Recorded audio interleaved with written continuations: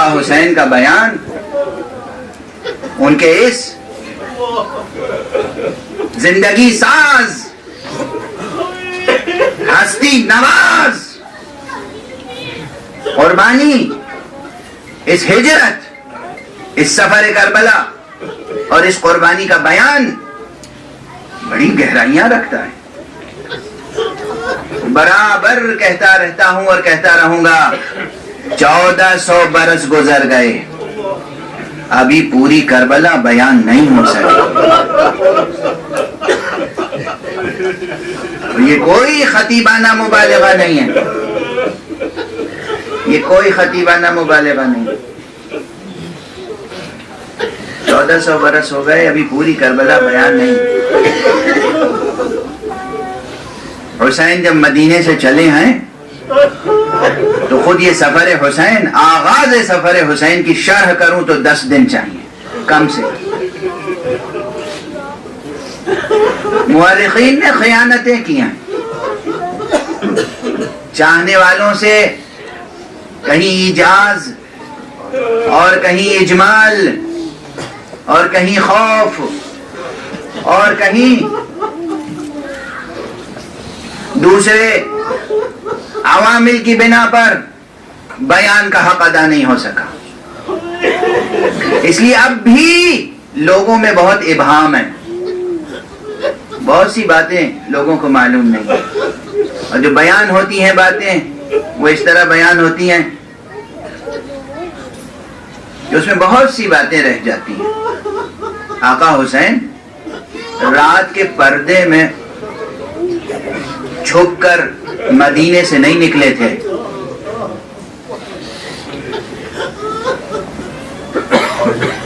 آقا حسین جب مدینے سے چل رہے تھے، مدینے کے ایک ایک ذرے کو معلوم تھا حسین جا رہے ہیں۔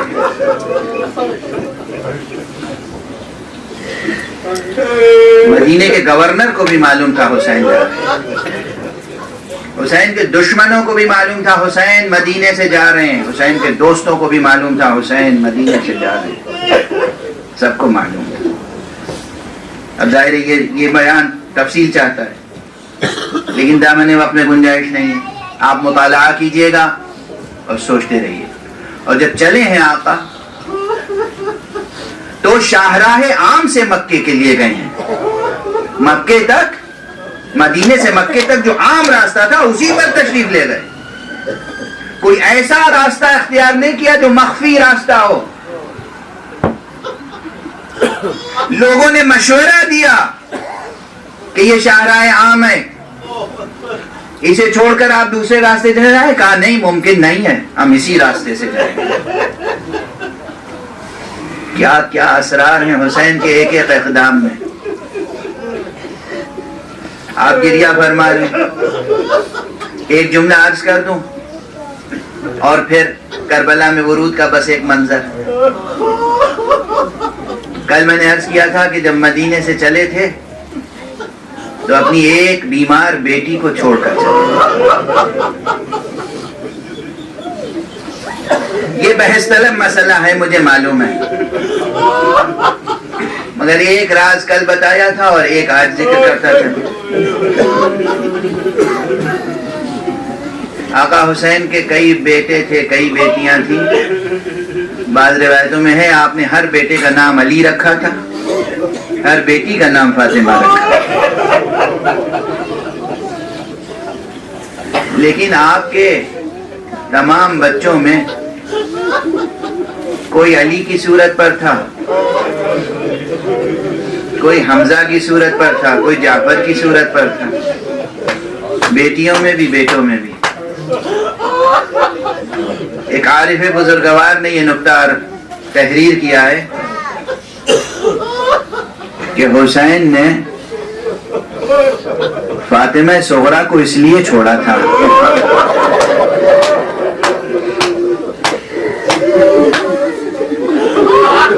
کہ فاطمہ ہو بہو فاطمہ زہرا کی شبیہ۔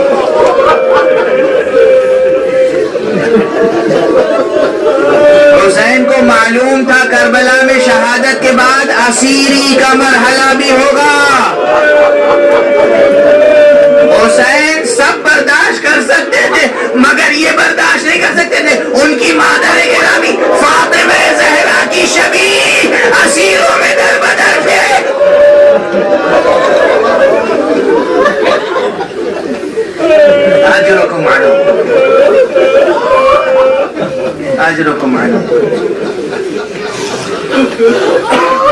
نے مدینہ چھوڑا. کتنے مسائل ہیں, کتنے اسرار, کتنے واقعات, کتنے تہ درد اسرار ہیں. حسین نے مدینہ چھوڑا اور حسین مکے آئے.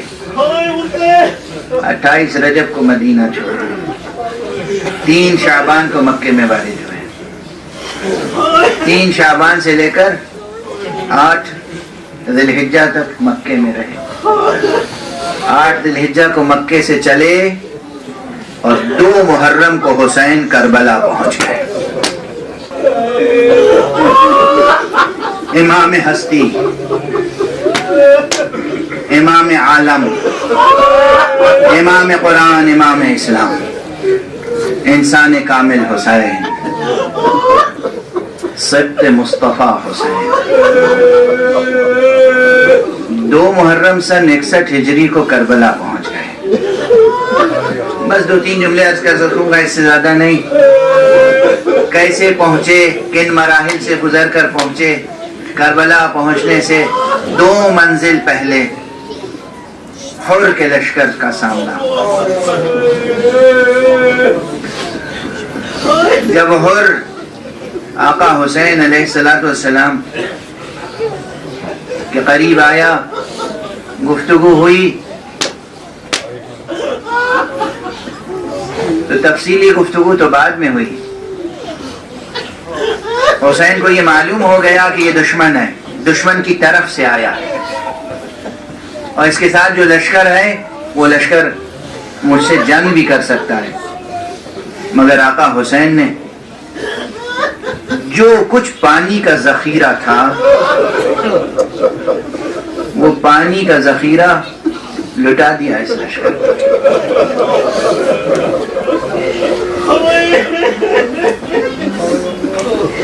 ہماری روحیں, ہمارے جسم, ہمارا وجود قربان ہو جائے اس وقت. ایک جملہ کہوں, یہ مبالغہ نہیں ہے.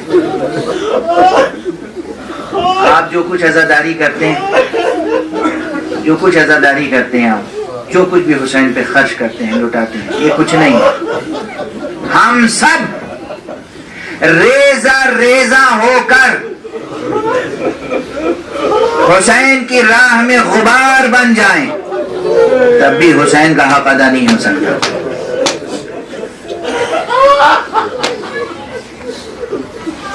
ہم سب کے سب ریزہ ریزہ ہو جائیں, تب بھی حسین کے اس وفادار راہوار کے ٹاپوں کی نعل پر نثار ہو جائیں, تب بھی حق ادا نہیں ہو سکتا. کہتے ہیں جب زمین کربلا آ گئی تو حسین کا راہوار چلتے چلتے رک گیا. کبھی عرض کر چکا ہوں, اس کے بعد اسرار, کبھی کبھی ظاہری اور باطنی اسباب جمع ہو جاتے ہیں. کوئی کسی ظاہری سبب کو بیان کرتا ہے, کوئی کسی باطنی سبب کو بیان کرتا ہے. ہاں, روکنے والے روک بھی رہے تھے, اور ادھر چلتے ہوئے یہ رہوار رک بھی گیا تھا. جب رہوار رکا اور آقا نے لوگوں سے پوچھا کہ اس زمین کا نام کیا ہے, کسی نے کہا نینوا, کسی نے کہا غادریہ, کسی نے کہا شط فرات. آپ پوچھتے رہے, کسی کی زبان سے نکلا اس زمین کو کربلا بھی کہتے ہیں. اجرکم علی اللہ. خدا آپ کے سینوں کو, آپ کے ضمیروں کو, آپ کے ذہنوں کو نور علم اور نور عمل سے معمور رکھے, اور ہمیشہ آپ جب تک اس دنیا میں رہیں آپ مصروف اعضائے سید الشہداء رہیں. جیسے ہی آپ نے سنا اس زمین کو کربلا بھی کہتے ہیں, تو کہا بس ہماری منزل آ گئی, یہی وہ جگہ ہے جہاں ہمارے خیمے لگیں گے, یہی ہمارے مرد قتل کیے جائیں گے, یہی ہماری قبریں بنیں گی.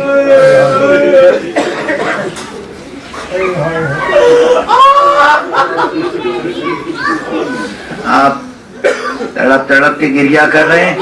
بس میں 2 جملہ کہہ دوں اور گفتگو کو تمام کر دوں. آقا حسین نے خیمے لگانے چاہے تو وہی لشکر جسے ابھی پانی پلایا تھا حسین نے،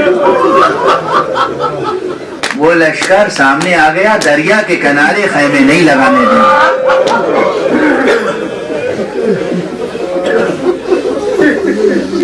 دریا کے کنارے خیمے نہیں لگانے دیں گے، دریا سے دور. ادھر یہ بات سامنے آئی، زہیر قین نے آستین الٹی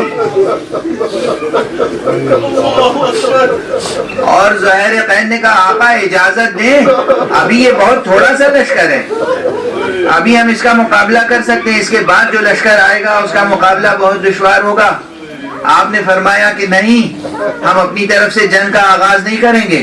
اور اس کے بعد بعض عرفاء نے ذکر کیا ہے آقا حسین کو جیسے خیال ہوا کہ کہیں ایسا نہ ہو عباس زہیر کا ساتھ دینے کے لیے کھڑے ہو جائے.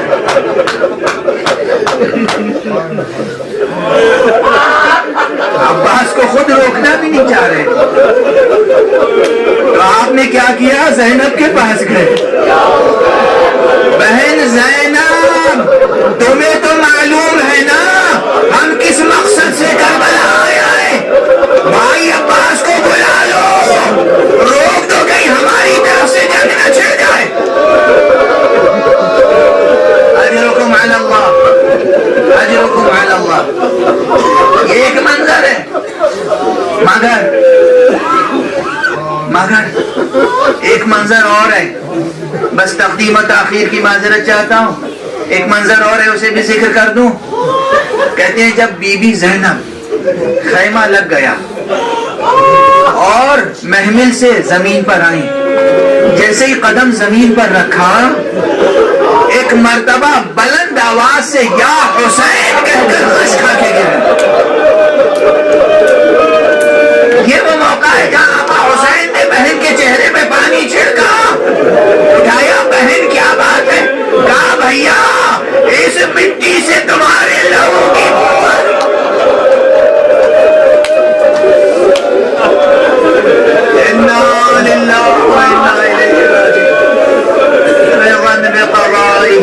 وتسلیما لامره